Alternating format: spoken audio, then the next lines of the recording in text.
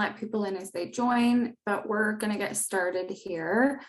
And before we go any further, I'm just going to read out a land acknowledgement statement policy for us. So we would like to begin by acknowledging that we are on the Robinson Huron Treaty Territory, and that the land on which we are gathered is the traditional territory of the Anishinaabe, specifically the Garden River, Batchewana, and Thessalon First Nations, as well as Métis people. Okay. For those who don't know about the Kensington Conservancy, we are a land trust that works to protect lands and waters by purchasing property, accepting donations of land, and through voluntary conservation agreements. Currently, we protect over 900 acres across 12 different properties.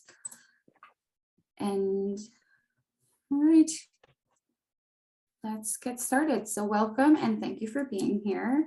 I'm just going to remind everyone again, if you could mute yourselves and turn off your screen during the presentation, that would be great. And the presentation today will be presented by myself, Tori O'Neill, and Corinne Wilkerson. All right, you can go to the next slide, Corinne. Okay.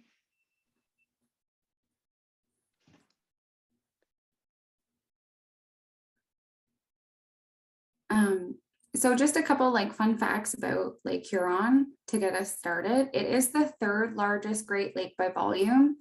It has 4 distinct but interacting water bodies. So the main basin, which you're familiar with, and probably the North Channel, but also Georgian Bay and Saginaw Bay. And you can see them over there in the little map. The watershed contains rich boreal and mixed hardwood forests, productive agricultural lands, extensive recreational areas, and more than 30,000 islands.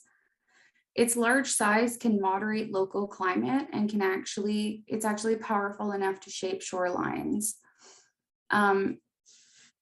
It's home to the Anishinaabe, the original people, for over 15,000 years now. And the watershed population is approximately 3 million Ontarians and about 1.6 people from Michigan.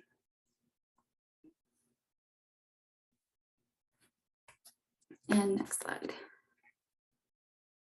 So the overall condition of Lake Huron as it stands right now is pretty fair, which is okay, but could be better.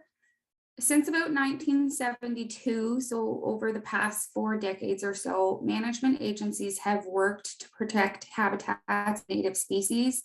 They've worked to rehabilitate degraded areas and ultimately just reduce contaminants in Lake Huron. A lot of this information can be found in the LAMP document, which is the State of Lake Huron Agreement. Next slide.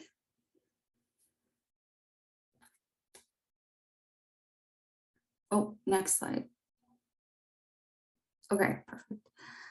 So some of the ways that they determine if the lake is in fair or good condition is by some lake health indicators. You can see them here, and we have all their the status of them all, but I'm going to take you through a little bit of each one. So drinking water, Lake Huron continues to be a safe, high quality source of water for public drinking water systems. Recreational use, most of Lake Huron beaches offer safe and high quality swimming and recreational opportunities. And some of the longest freshwater beaches are actually found on Lake Huron. For fish and wildlife consumption, Lake Huron fish and wildlife are a nutritious food source, but should be consumed responsibly as chemical contaminants still trigger consumption advisories. Chemical contaminants. Lake Huron has one of the lowest levels of chemical contaminants actually, due to fewer industrial point sources. Contaminants from the atmosphere and sediments, particularly in Saginaw Bay or Spanish Harbor and Canadian portions of the St. Mary's River, they still pose problems right now. So habitats and species is fair. Continued loss and deterioration of habitats, spread of invasive species, climate change impacts, and pollution are all of what's concerned here.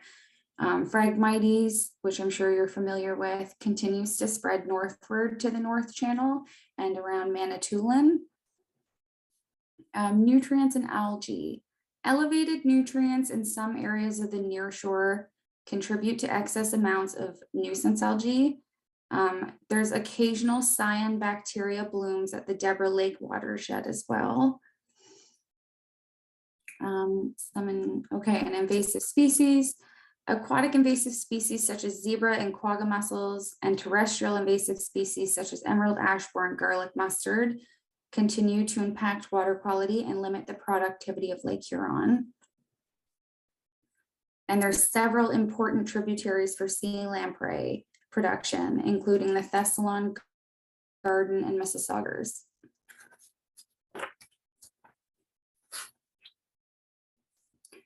Okay, groundwater. So agricultural pesticides, fertilizers, and livestock waste, such as manure, are potential sources of groundwater contamination if they're not properly used. And then there's other substances. So most threats to Lake Huron are being addressed through ongoing environmental programs. Microplastics are a huge concern right now in freshwater environments. The sources of transportation and fate of these microplastics are a little unclear right now, but early studies indicate that they are a growing threat. And then we also have urban runoff. So things like styrofoam, plastic bags, bottles, wrappers, cigarette butts. And then there's larger debris from boats and factory floors. They're also a concern right now, unfortunately. Okay, next slide.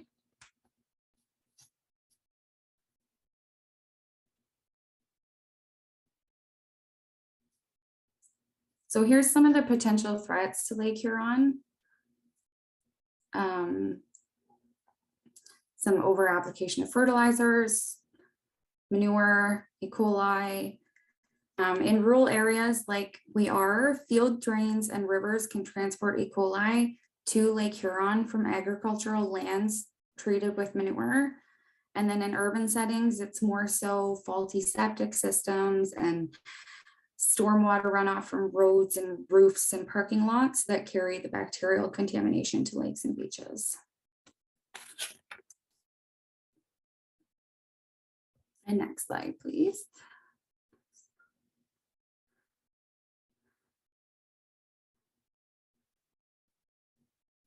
So why are we doing this? Well, there are major gaps in water quality data right now in Canada. And this will provide a good baseline measure of water quality for the area. It provides important info for decision makers when it comes to our waters. And it encourages a positive connection between people and water. People often remark that doing water testing encourages them to visit new lakes and beaches. It helps them notice new things about their surroundings like pollution. And ultimately, it just leads to a greater appreciation for nature. And I think one of the things we're hoping too is it prompts them to think about what else they can do to help. So it's kind of like a theory of change here. When people learn about and then test water, they're prompted to take action and protect it.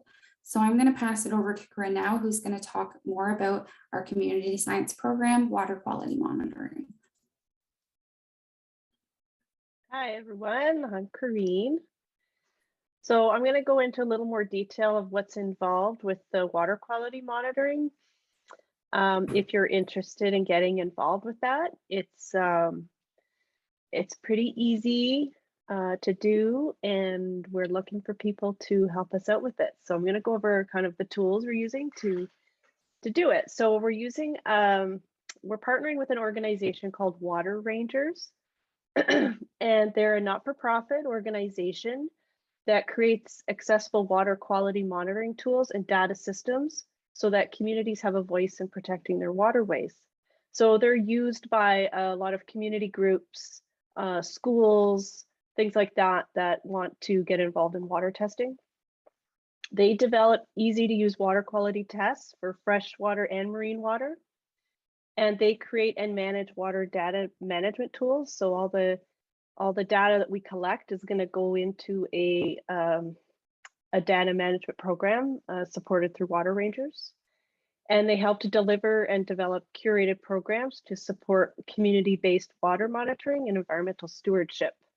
So it's a really neat organization, providing these test kits, providing a data management system so that, that data doesn't just get lost, into some file. It's actually kept in an organized place that's accessible to anybody.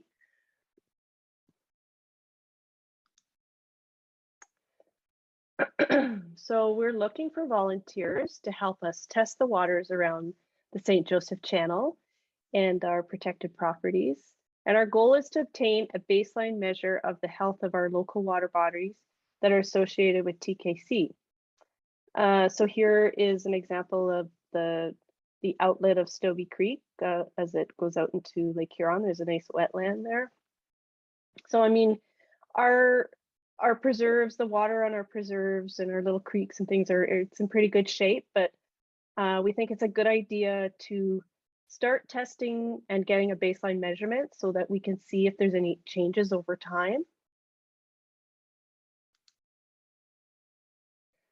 So if this would be something you're interested in, here's kind of the steps how to get started. I'm just going to briefly run through them and I'm going to go over each section in more detail. So if you're interested in getting involved, just contact us, contact me, and we'll get you set up. So here's a picture of a person with a Secchi disc. It's a little disc you put in the water to measure its clarity. So it's a neat way to connect with the water around you and get a sense of how it's doing. So the next thing you do is, because we're doing everything with Water Rangers, you have to make an account with the Water Rangers website. And we have our own testing group on that website. It's called the St. Joseph Channel Water Quality Monitoring. And then we have testing kits that can be picked up from our office. We're just in the process of receiving those right now. And once we have all of our volunteers and everyone has their testing kits, we're going to hold a training session on how to use them. And then we have a list of sampling locations that we'd like to see tested. So if you live on Lake Huron, if you have a waterfront property, I mean, just testing off your dock would be great. But we also have a wish list of other places we'd like to have tested. Some of the smaller streams that flow into Lake Huron, and like sites like at at marinas and urban docks, like in the communities, things like that, where you might see some differences in water quality.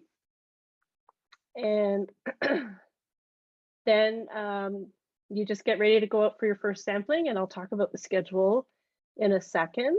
And then all your data is recorded through an app that you just download onto your phone, or it can be submitted through the website as well.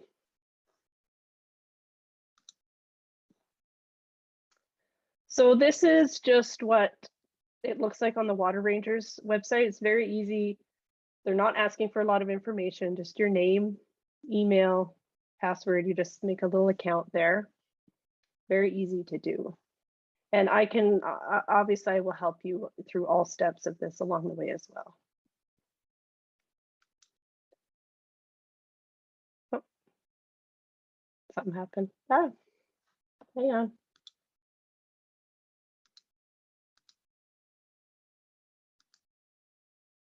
There we go.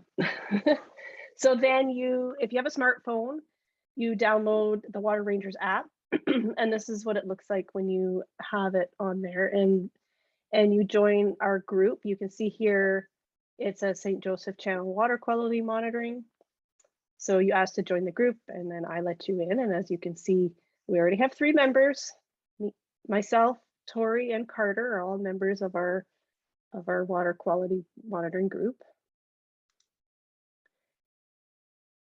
And this is what the test kits look like. So they come in a little container here, and it's got a thermometer, It's got a bunch of test strips that are in this little plastic bottle, and it has a conductivity meter.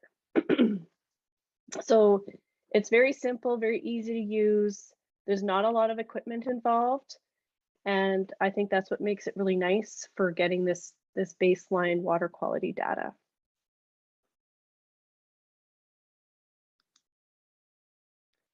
So once we have our people in place that want to participate in this, and people have their test kits, then we will do a training session. Water Rangers has offered to help conduct this training session.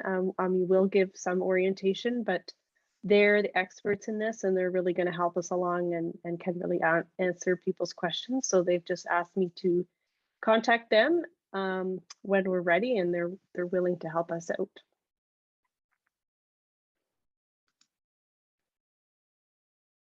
So once we're ready, you would choose your sampling location. So this is our focal area for the Conservancy. So this is like our area of interest. So we've got various sites on Lake Huron. There's various little rivers and streams on some of our preserves.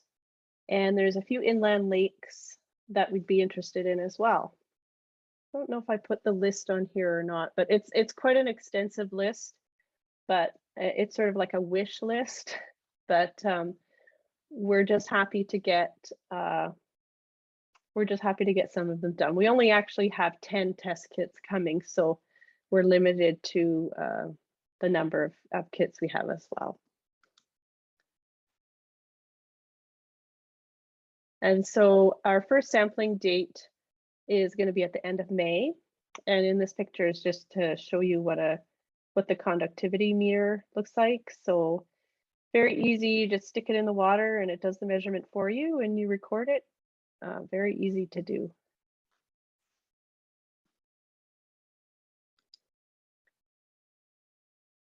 Oh, and here's the picture of the Water Rangers app. The last picture, I messed that up. That was the website, but this is what the app looks like. So you would have your location. Once we've chosen a sampling location, we would add it into there. And then it has sort of like these pre-made sections for you to enter your information. So it's got your pH, your hardness, air temperature, water temperature. We're not doing dissolved oxygen, but you just scroll down and it's all ready to go. You don't have to add anything or find anything. You can make a few little comments if you wanted to mention anything about the weather or something like that, or some other observation you might have, and you submit it and gets uploaded to the Water Rangers. So here's our testing schedule. So the testing generally takes place on the last Monday of every month during the season, and the season goes from May to September. I mean, Monday is ideal, Sunday would work, but you know, we're flexible, obviously. So that's just to give you an idea. It's just to have some consistency, so everyone's testing on the same day, under the same conditions, and about the same time. We put the testing time as 10 a.m. These are all guidelines actually from Water Rangers. And there's just a few examples of some of our locations. So Lake Huron, Anderson Creek, which is on our preserve, the Black Hole Preserve, and Stobie Creek on the Stobie Creek Preserve. Oh, here's my list of sampling sites. Okay, so we've got a few sites on Lake Huron that we're interested in sampling at Port Finley, at Richards Landing, the Women's Institute Park, Hilton Beach, at the Kensington Point Marina, Pine Island, Stribling Point, Gowas Bay, end of the Beeline, the Sailors Encampment Boat Launch. And there's a few lakes and streams that we'd be interested in as well. The Deborah River right by our office there, Anderson Creek, which I mentioned, on the Black Hole Preserve, Stobie Creek on the Stobie Creek Preserve, Sucker Creek, which runs just beside Cass, the high school, and Twin Lakes, which is on St. Joseph Island. It's an inland lake.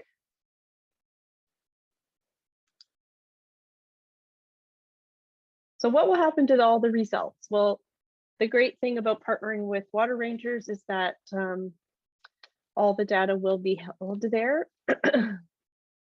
And then it will all end up actually at a larger database called the Great Lakes Data Water Stream. We will be analyzing the data here at the Conservancy to look for differences between different water bodies and changes over time. And we'll be primarily making comparisons between our properties and looking at ways that we can improve the health of our local water bodies.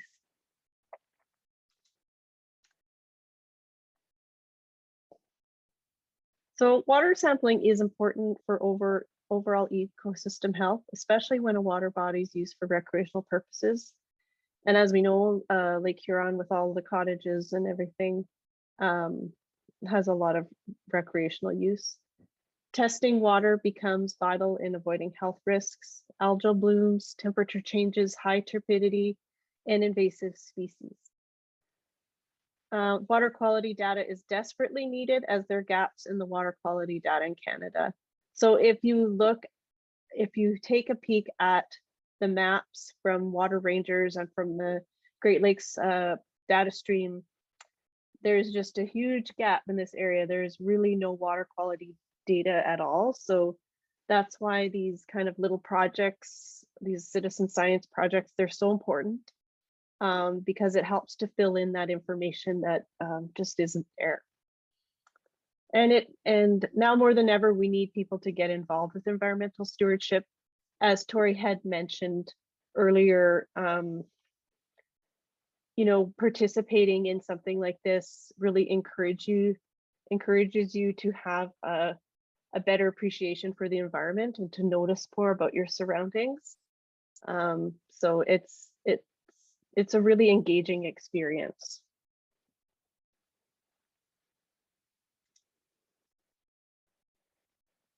So I'm just going to reiterate again that we are looking for volunteers to help out with water quality monitoring. So if it's something that you think you're interested in, we'd love to hear from you. So contact us, and our contact information is on the next slide. Oh, the next one after that. But first I will just take a moment to thank these partners for helping to make this program possible.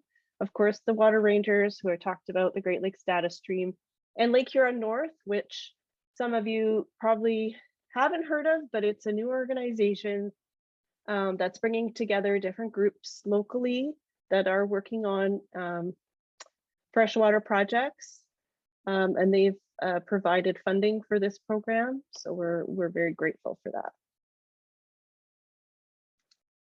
And here is our contact information for myself and Tori. So I will open up the floor to any questions if anyone has any, and that concludes my presentation. I did get one question here. Sure. Tom's wondering what invasive species are in our area. I thought I'd let you answer it. You're a little more knowledgeable. The one I see most commonly around here is purple loosestrife. You've probably all seen it. It's quite a beautiful plant. It's got these beautiful purpley pink flowers, but it's quite invasive. It grows on the shorelines and tends to take over our native vegetation. A lot of the other invasives, like Tori mentioned earlier, the Phragmites, we haven't seen too many of them up here yet. There's a lot of native ones up here, but the big invasive ones that tend to cause all the problems, as far as I know, we haven't seen too much documentation of that up here as of yet, but we always need to keep our eye out. Other invasive species, are like zebra mussels, you know, like the aquatic Asian carp, you know, those kinds of things that in the aquatic environment as well. Hope that answers your question. Maureen, I asked the question, it's Tom. Oh, hi. So the zebra mussel, is it here or is it just starting? I'm going to pin you down on that Pin one. me down. Well, I don't actually know how common it is up here, like specifically in the North Channel. I had, It's in the lower, I believe yeah, it's the lower ends of Lake Okay. Huron. but if it's down there, it's, you know, the potential of it coming up here is pretty high. Sure. Yeah. Same with the sea lamprey. Well, we know those are definitely up here. Yes. You know, definitely. there's so many. You know, we are somewhat lucky so far in the north that a lot of these invasive haven't made their way up here yet, but you know, with climate change and warming temperatures, it's probably just a matter of time.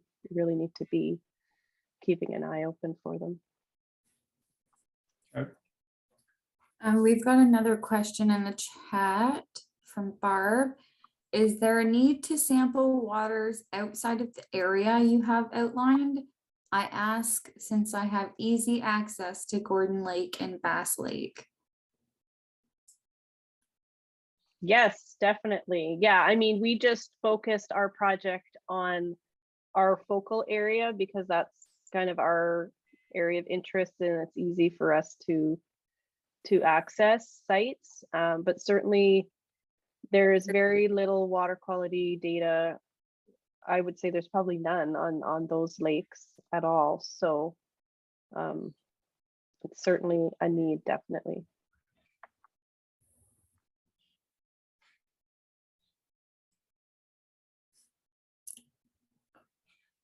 Wondering if this program is collaborating with the Lake Partner Program. We're not partnering with the Lake Partner Program, but I'm not familiar with what that actually is. Corinne, do you know? I am not sure either. Who was asking the question? Would you care to talk about it at all? Maybe we could find out more about it. Marilyn?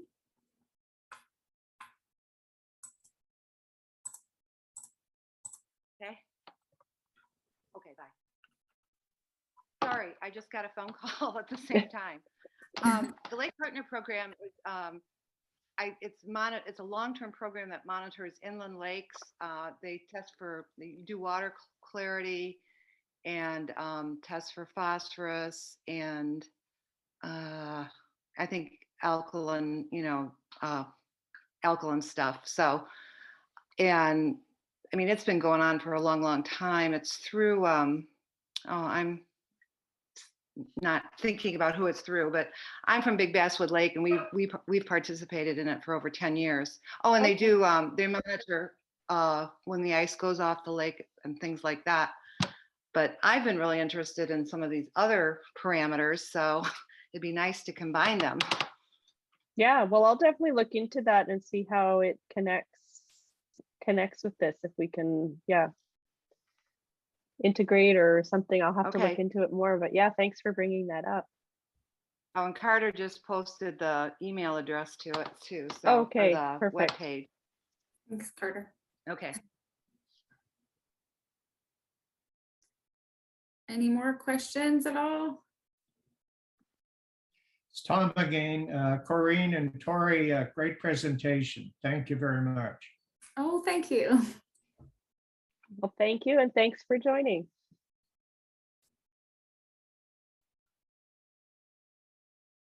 All right. I want to say that's it for questions, I'm thinking. Okay. All right, we'll just close this out by saying thank you again for attending our webinar. If you have any more questions please feel free to reach out to Corinne or myself. And again, this presentation was recorded, so you can find it on our YouTube page or on our website there. Yeah, and I just want to thank everyone for joining and for listening in to our webinar. And if you are interested in volunteering to do some water quality monitoring, just send me an email or Tori, and we'd love to get you set up with that.